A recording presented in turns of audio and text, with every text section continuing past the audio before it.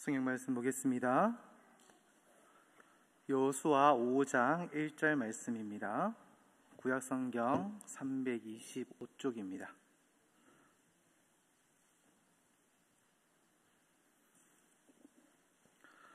구약성경 325쪽 여호수아 5장 1절 한절 다 같이 한 목소리로 읽도록 하겠습니다. 요단 서쪽의 아모리 사람의 모든 왕들과 해변에 가나안 사람의 모든 왕들이 여호와께서 요단물을 이스라엘 자손 앞에서 말리시고 우리를 건너게 하셨음을 듣고 마음이 녹았고 이스라엘 자손들 때문에 정신을 잃었더라. 아멘. 네, 저는 예능 프로그램들을 가끔 봅니다. 보다가 어떤 예능 프로그램에서 이 연예인 한 명을 옷 좀 잘 못 입는 연예인을 좀 옷을 스타일링하는 장면이 나왔었습니다. 근데 옷을 골랐고 괜찮은 옷을 골랐고 옷을 입었습니다. 그런데 분명히 메이커 있고 좀 좋은 옷인데 옷을 걸쳤는데 모양이 안 나는 겁니다. 근데 이 스타일리스트가 소매 하나 조금 걷고 팔을 조금 하고 옷 조금 빼고 하니까 엄청 멋있어지는 겁니다. 별것 아니잖아요. 그냥 소매 조금 좀 독특하게 걷어는 것밖에 없습니다. 근데 그것 하나 딱 걷으니까 오 라는 말이 나오는 겁니다. 어쩌면 우리가 살아갈 때 이런 일들이 있을 겁니다. 별로 큰 건 아닌 것 같은데 작은 것 하나 조금 만졌는데 아니면 옷을 다 입고 다른 거 아니고 목걸이 하나 하면 핀 하나 뭐 한 개 했을 때 스타일이 확 살아나는 경우들이 있습니다. 작은 것, 별것 아닌 것 같아 보이지만 그 작은 것 하나 때문에 완전히 전체가 달라 보이는 일들이 있다라는 겁니다. 오늘은 이 여리고성과 아이성의 전투에 대해서 이야기를 하려고 합니다. 어쩌면은 여리고는 큽니다. 그리고 아이성은 작습니다. 그래서 우리는 많은 사람들이 큰 것을 바라봅니다. 큰 거, 이 큰 거 잘해야 되지, 이 큰 프로젝트 잘해야 되지 라고 생각합니다. 그런데 그 큰 거를 잘해놓고 도리어 그 뒤에 작은 아이성은 망해버립니다. 그 결과가요, 그 후폭풍이 엄청 컸습니다. 오늘 본문에 읽어봤던 것처럼 사람들이 간담이 서늘했다라고 얘기합니다. 그런데 아이성의 전투에서 패배함으로 인해서 그 간담이 서늘했던 가나안 사람들이 이제 간담이 안 서늘하게 되었습니다. 도리어 싸워 볼만하겠다라고 생각하게 됐다라는 겁니다. 우리는 여호수아서를 쭉 읽어보다 보면 여호수아서 가장 첫 부분에 하나님께서 여호수아에게 이렇게 말씀하십니다. 마음을 강하게 하고 담대히 하라. 왜 그런 말을 했겠습니까? 불안하니까요. 마음이 담대하지 못하니까요. 왜요? 그 앞에 있었던 지도자가 누구였습니까? 바로 모세였습니다. 모세가 힘있게 그 이스라엘 백성들 다 이끌고 나갔을 때에 그것을 다 봤습니다. 차라리 아무것도 모르면은요 쉽습니다. 그냥 막 가면 되니까요. 그런데요, 어느 길로 가고 어떻게 해야 되는지 다 보고 나서 그 길을 가려고 하면요 참 힘듭니다. 그것도 그 앞에 모세가 아닙니까? 지도자가. 그러니까 그 길을 따라가려고 하니까 그 뒤를 이어서 지도자로 그 삶을 살아가려고 하니까 무섭고 두려우니까 하나님께서 누구에게? 이 여호수아에게 담대하라 라고 말씀하고 있는 겁니다.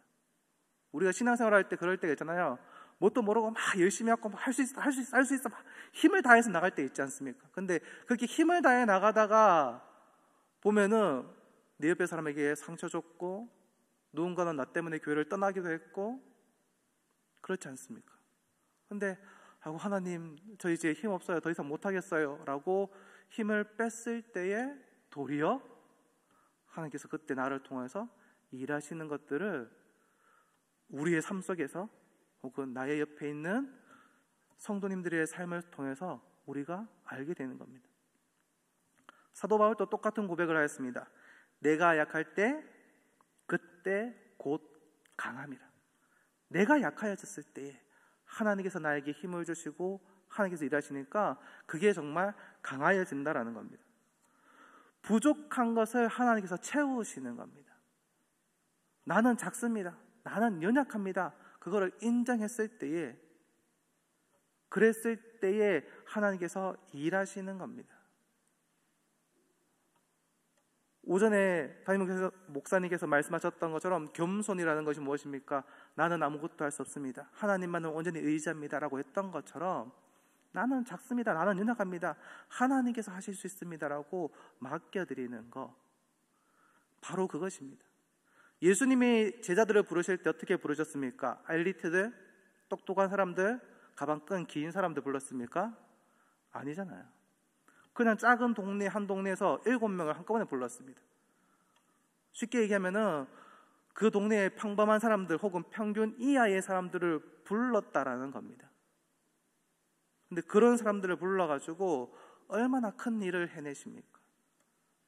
평범한 사람들을 불러서 그 사람들이 평범하지 않은 일, 하나님께 내려놓고 나는 연약합니다 라고 했을 때에 하나님께서 그들을 통하여서 어마어마한 일들을 해내시는 겁니다. 여호수아 오늘 2장에 보면은 여호수아가 가나안 입성을 앞두고 정탐꾼 2명을 보냅니다. 결국 그 정탐꾼들이 기생 라합의 집에 들어가는데 이게 정탐꾼이 들어왔다라는 것이 들켰습니다. 이 라합이 숨겨줍니다. 그리고 그들을 따라왔던 군사들을 라합의 기지로 보내고 나서 라합이 정탐꾼들을 만나서 하는 신앙 고백이 2장 9절에서 11절 말씀입니다. 말하되 여호와께서 이 땅을 너희에게 주신 줄을 내가 아노라. 우리가 너희를 심히 두려워하고 이 땅 주민들이 다 너희 앞에서 간담이 녹나니 이는 너희가 애굽에서 나올 때에 여호와께서 너희 앞에서 홍해 물을 마르게 하신 일과 너희가 요단 저쪽에 있는 아모리 사람의 두 왕 시온과 옥에게 행한 일, 곧 그들이 전멸시킨 일을 우리가 들었음이니라. 우리가 듣자 곧 마음이 녹았고 너희로 말미암아 사람이 정신을 잃었나니 너희의 하나님 여호와는 위로는 하늘에서도 아래로는 땅에서도 하나님이시라. 이 라합이 성경책에 있었겠습니까? 아니면 선지자가 있어서 말씀을 전했겠습니까? 말 그대로 술 취한 사람들이, 술 마시러 온 사람들이 지나가면서 얘기했던 것, 주워 들은 것으로 이 믿음의 고백을 하고 있는 겁니다. 풍문으로 그냥 전해들었던 그냥 작은 소문, 그냥 스쳐 지나갈 수 있는 그 얘기들을 귀담아 듣고 그것이 믿음의 고백이 되었다는 겁니다. 신명기 29장에는 모세가 참 가슴 아픈 얘기를 하면서 여호와께서 너희에게 보는 눈과 듣는 귀와 깨닫는 마음을 주시지 않았다라는 그런 말씀이 있습니다. 그런데요, 이 라합은 여호와께서 보는 눈과 듣는 귀와 깨닫는 마음을 라합에게 주신 겁니다. 그러니까 작은 소식, 별것 아닌 이야기들, 어쩌면 저 멀리에서 있었던 이야기들, 그것들이 하나씩 하나씩 쌓여서 어떻게 해요? 이스라엘이 우리 눈앞에 왔을 때에 이 고백을 하게 되는 겁니다. 이 소식을 듣고 믿음이 생겼다. 사람이 듣고 들어서 그 진리를 분별할 수 있는 분별력이 이 라합에게 있었다라는 겁니다. 우리에게도 그런 게 있어야 되겠죠. 많은 얘기들, 많은 소식들, 어쩌면 유튜브에 보면은 정말 많고 많은 설교들이 있습니다.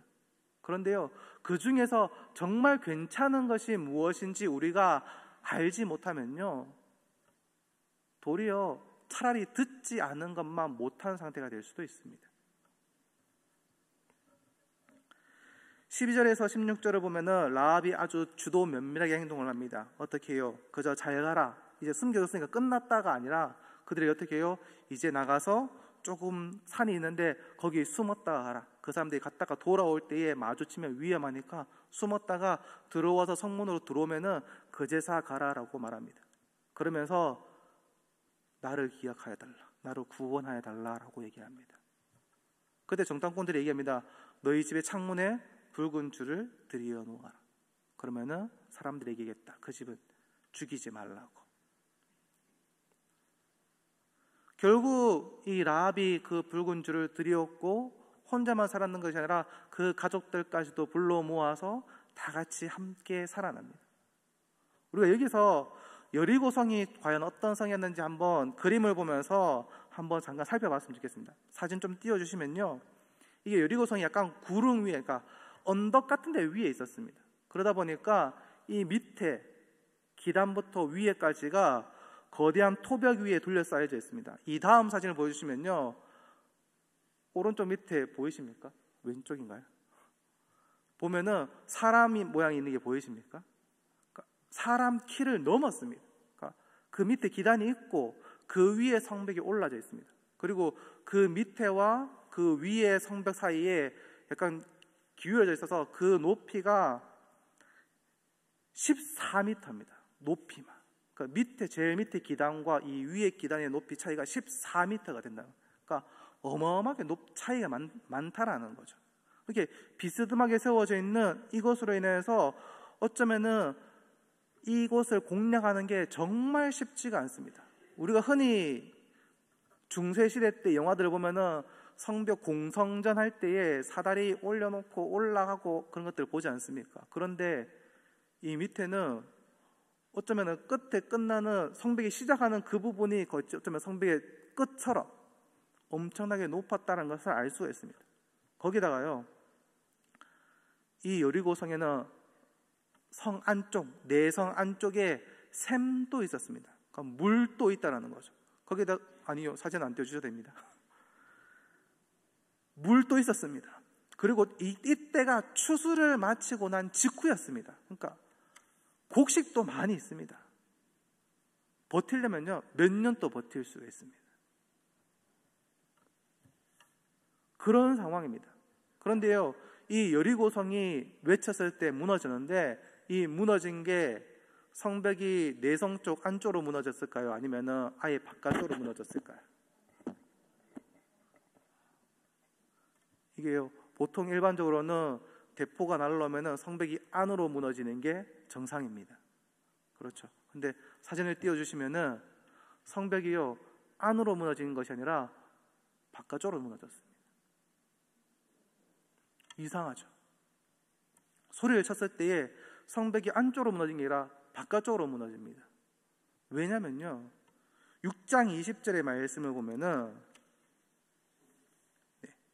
성벽이 무너진지라 라고 말하고 얘기하면서, 성벽이 무너진지라 백성이 각기 앞으로 나아가 성에 들어가서 그 성을 취하고 라고 되어 있습니다.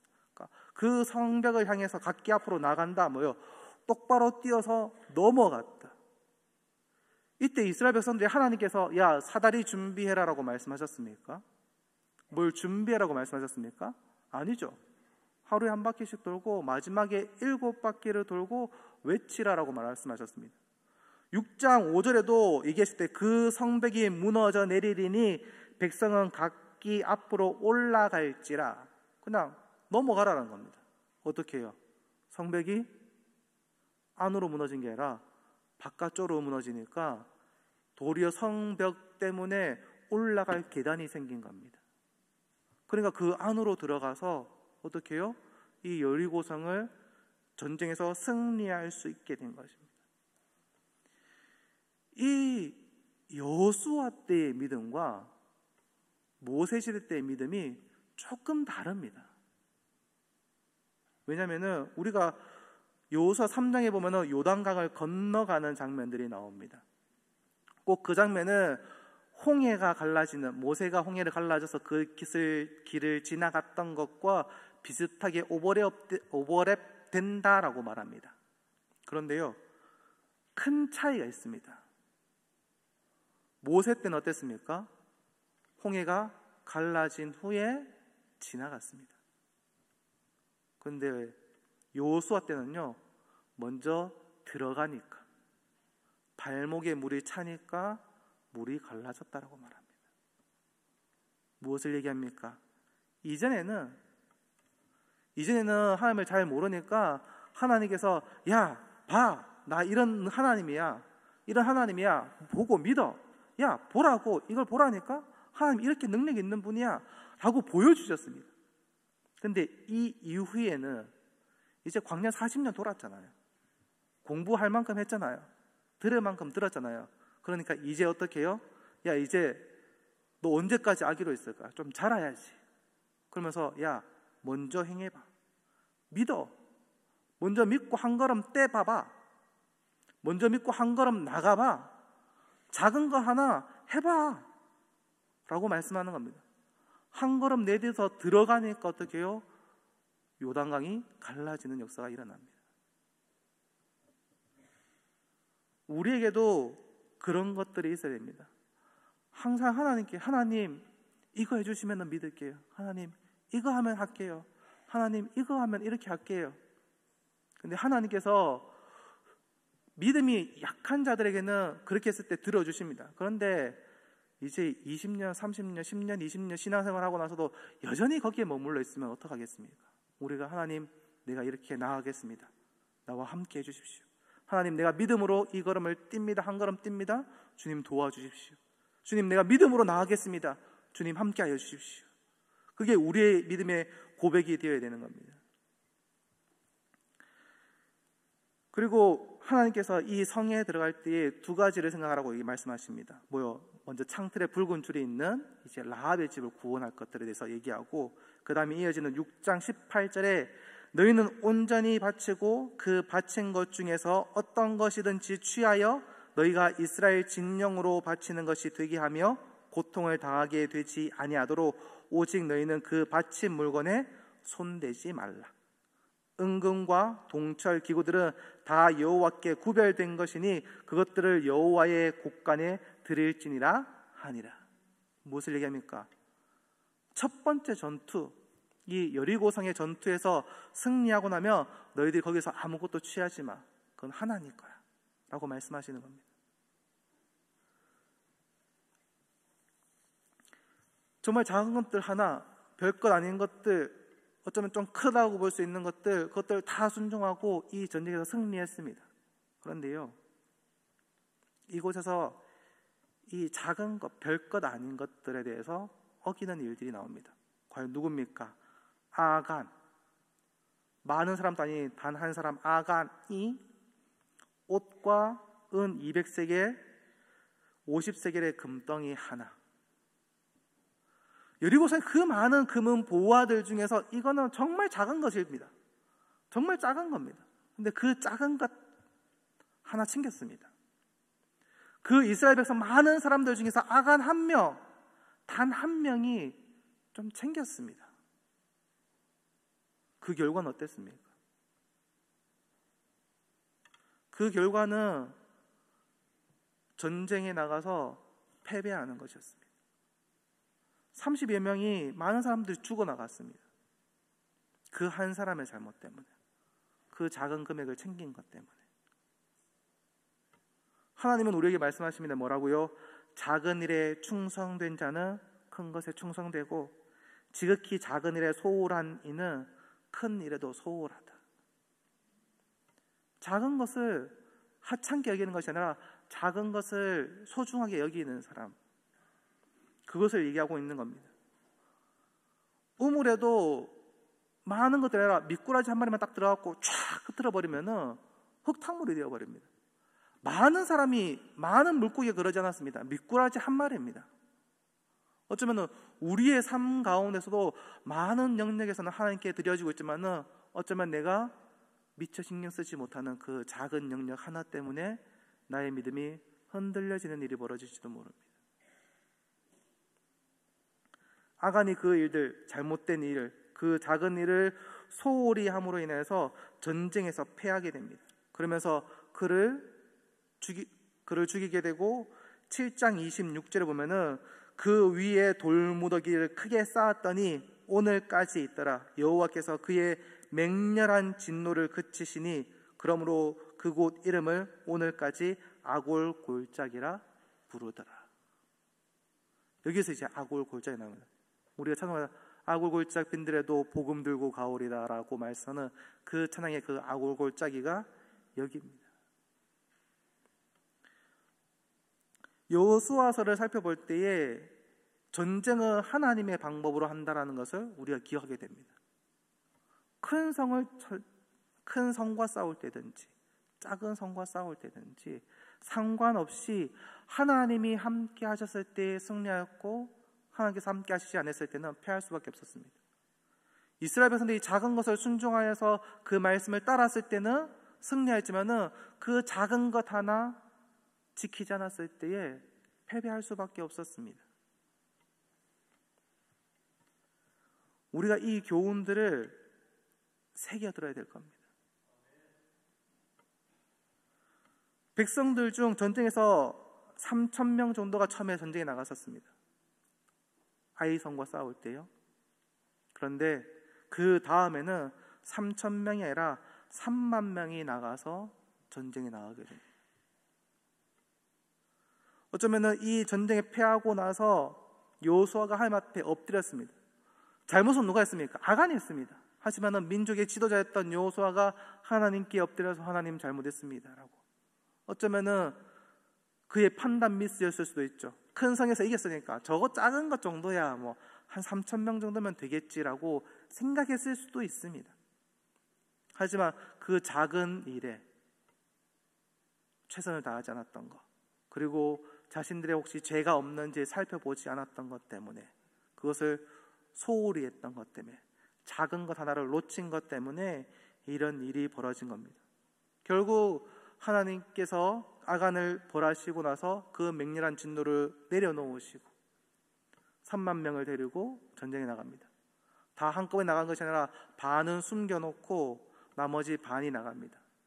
제일 마지막 이미지를 띄워주시면은 사진에 전쟁에 나가는 사진을 보면은 쭉 나옵니다. 여기 잘 보이실지 모르겠는데 분홍색으로 유턴 표시되어 있는 거 있죠.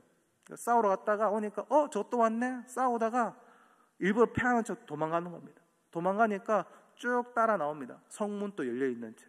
그러면서 나머지 사람들이, 내복에 있던 이들이 다시 그 여리고 성을 차지하고 불을 태우고 다시 돌아와서 샌드위치로 공격해서 그 전쟁에서 승리하게 됩니다.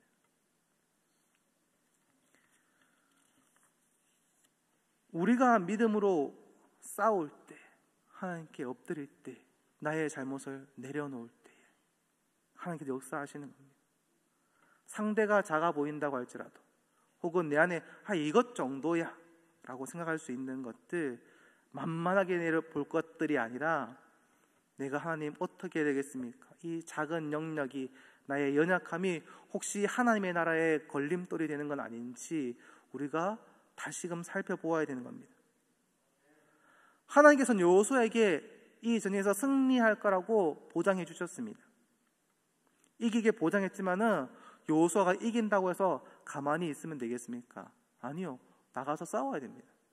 나가서 싸우지 않으면 전쟁에서 승리할 수가 없습니다.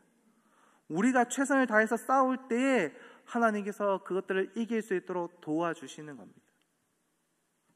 하나님 싸우세요. 나는 그냥 보고 있을게요. 그게 아닙니다. 공부하는 것도 마찬가지죠.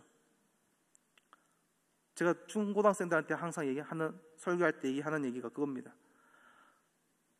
이다시 시험 치기 전까지 맹탕 놀다가 시험 치기 전날 쫙 믿습니다. 믿긴 뭘 믿어요? 아무것도 안 믿는 거죠. 그게 믿는 겁니다. 주야 1등 할 줄 믿습니다. 1등은 무슨 꼴등 안 하면 다행이죠. 무엇입니까? 내가 할 수 있는 최선을 다하고, 내가 할 수 있는 나에게 맡겨진 일 최선을 다하고 그 결과를 하나님께 맡기는 겁니다. CCC에 전도할 때 이런 말들 합니다. 나는 최선을 다하게 복음을 전하고 그 결과는, 전도는 내가 최선을 다해 복음을 전하고 그 결과는 하나님께 맡기는 것이다. 그 사람이 믿고 안 믿고는 누구에게 달려있다? 하나님께 달려있다. 내가 최선을 다해 공부했다고 해서 최선의 결과가 나옵니까? 아니요. 내가 열심히 일했습니다. 그럼 열심히 일한 만큼 수익이 나옵니까? 아니잖아요. 회사 다닐 때 좀 월급 루팡이라 그래갖고 별로 일도 안 하고 그냥 띵가띵가 그러는데 월급은 매달 나옵니다. 그죠? 정말 내가 밤잠 설쳐가면서 막 도시락도 제대로 밥도 못 먹으면서 막 미친 듯이 뛰어나가도 그러면 그 월급 그 월급입니다. 하지만요, 내가 그렇게 최선을 다해서 노력했을 때에 그 결과가 보장이 되지 않는 것. 근데 그 결과가 보장된다라면은 우리가 더 열심히 하겠죠. 근데 그 결과는 누구예요? 하나님이 주관하시는 겁니다. 하나님이 함께 하시면 그 열심도 하나님께서 빛나게 하실 거고요. 하나님이 함께 하시지 않으시면 그 열심이 그냥 허공으로 흩어져 버리는 겁니다. 하늘은 스스로 돕는 자를 돕는다라는 말처럼 우리가 하나님의 도움의 손길을 요청하면서 나의 일 최선을 다했을 때에 하나님께서 우리의 삶을 또한 지켜주시고 그 삶을 승리의 길로 이끌어 주시는 겁니다. 무엇입니까? 먼저 내가 작은 것 하나 실천해야 되는 겁니다. 내가 먼저 작은 거 하나 해야 되는 겁니다. 하나님, 내가 믿음으로 이 한 걸음을 내딛겠습니다라고 작은 거 하나 결정해야 됩니다. 물이 없어지지 않았습니다. 그런데 그 발걸음을 내딛었습니다. 이스라엘 백성들이. 성벽이 그대로 서 있고요, 어마어마하게 있습니다. 그런데 무너지면 우와 소리 지겠지만은 무너지지 않았음에도 불구하고 하나님께서 외치라라고 했을 때 외쳤습니다. 큰 거라고 생각했지만 작은 것일 수 있는 그것들을 지켰을 때에 요단강은 갈라졌고 여리고성은 무너졌습니다.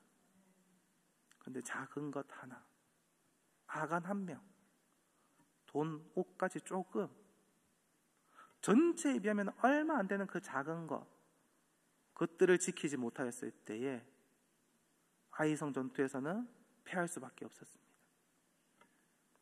작은 것 하나라도 우리가 믿고 순종하고 믿음의 발걸음을 한 걸음 내디딜 때에 그때에 하나님께서 우리에게 보여주시는 그 영광의 모습을 볼 수 있을 겁니다. 저와 여러분들이 이 주의 말씀을 믿고 작은 것 하나, 그 하나를 실천하며 한 걸음 내딛는 사람들이 되기를 주님의 이름으로 축원합니다. 기도하겠습니다. 하나님 아버지, 감사합니다. 우리의 삶을 지켜주시고 우리의 삶을 인도하여 주셔서 감사합니다. 우리의 모든 삶 가운데 하나님을 의지하는 자들이 되게 하여 주셔서 내가 살아가는 그 시간 가운데 어쩌면 작은 것이라고 얘기할 수 있는 것들 소홀히 하는 자들이 아니라 하나님께서 나와 함께 하심을 온전히 의뢰하고 믿고 그 한 걸음을 내딛는 자들이 되게 하여 주셔서 나와 함께 하시는 하나님을 믿고 나아가는 하나님의 백성이 되게 하여 주옵소서. 예수님 이름으로 기도합니다. 아멘.